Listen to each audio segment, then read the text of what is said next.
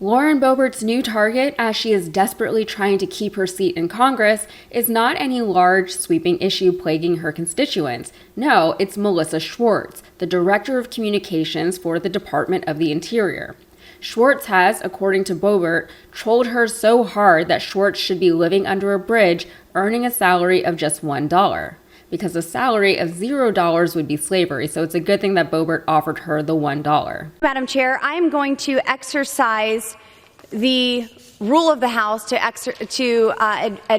offer the Holman Rule amendment here in this appropriations bill, and I rise to offer my amendment that reduces the salary of Melissa Schwartz, Director of Communications of the Department of Interior, to $1. Melissa Schwartz is yet another horrendous and miserable use of taxpayer dollars. Look at this.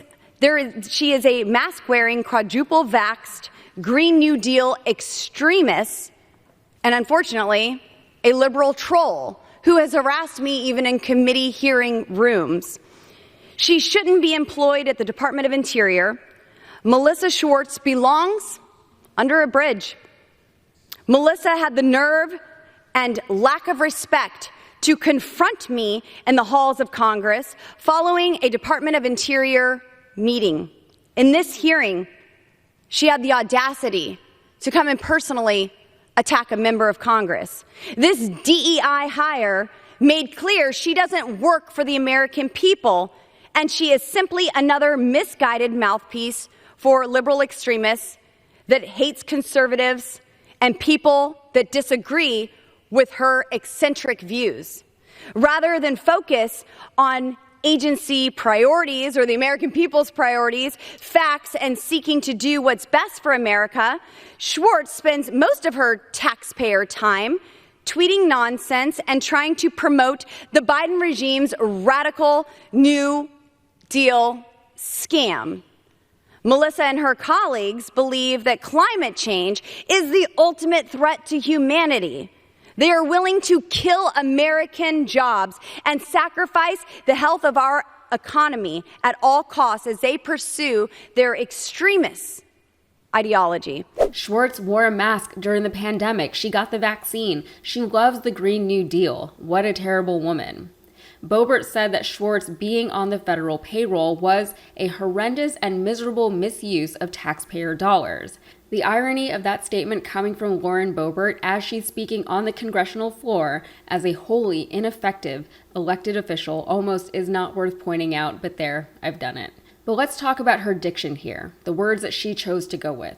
Schwartz is, according to Boebert, a DEI hire. There's nothing to prove or disprove that statement because it is a nonsense statement. She just knows that her supporters and potential supporters do not love DEI, so the more she can say things like DEI hire, the more people will like her. Then she talks about the Biden regime. Since when do we have regimes in the United States as opposed to administrations? The word regime, in the minds of American citizens at least, conjures up ideas and images of authoritarian leadership, of militaristic governance. There's a show on HBO right now called The Regime about a right-wing authoritarian leader somewhere in Central Europe. I just watched it. I hadn't noticed this switch in rhetoric a little while ago, but it seems that more Republicans are really embracing that term now. And they're trying to be subtle about it, but I just want them to know that I've noticed. But her overall point is that Schwartz doesn't do anything to actually help the American people in her role in the Interior's Department.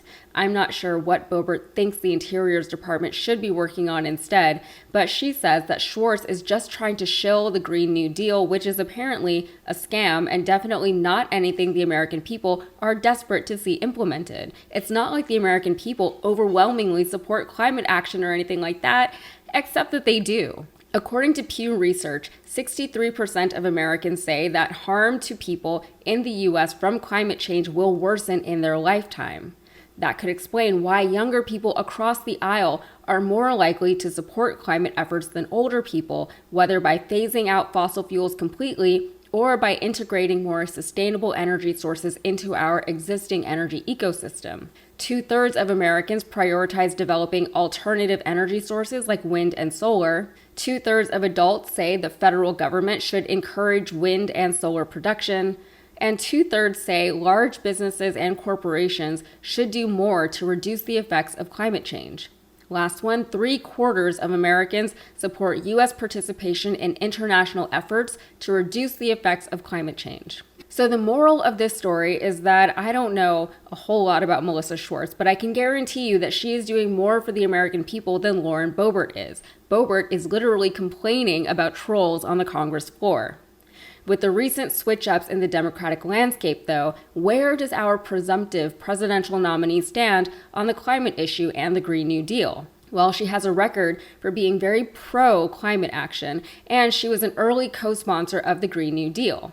Back when she ran for president in 2019, she had several climate-related proposals. She had a $10 trillion spending plan to reduce greenhouse gas emissions, getting to zero emissions by 2045. She said that her administration would issue fines to polluters for emitting greenhouse gases into the atmosphere, and she would crack down on fossil fuel companies. She opposes fracking and offshore drilling, which Biden did not oppose, and she said that she would ban fossil fuel leases on public lands. She proposed an Office of Climate and Environmental Justice Accountability that would represent the views of frontline communities, conduct research on issues and trends in frontline communities, measure the costs and benefits of federal actions on frontline communities, and monitor government compliance.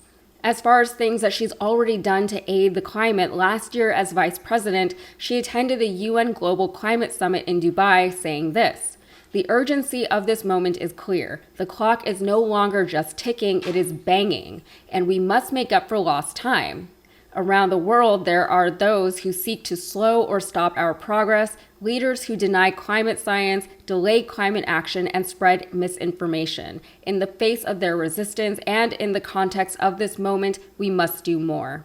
She held a roundtable in Bangkok connecting environmental activists with clean energy experts, and she launched the U.S.-Caribbean Partnership to Address the Climate Crisis 2030.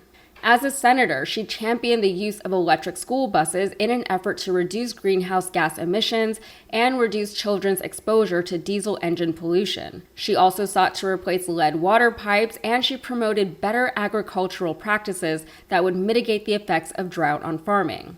She investigated ExxonMobil in 2016 during her time as California's Attorney General, when it was clear that ExxonMobil had misled the public and shareholders regarding the climate impact of its operations. Unfortunately, the investigation did not result in prosecution. However, she was able to obtain settlements from Chevron and BP over allegations that they violated pollution laws. She successfully sued Plains All-American Pipeline for its 2015 oil spill in California, and she won an $86 million settlement from Volkswagen for cheating on diesel emissions tests.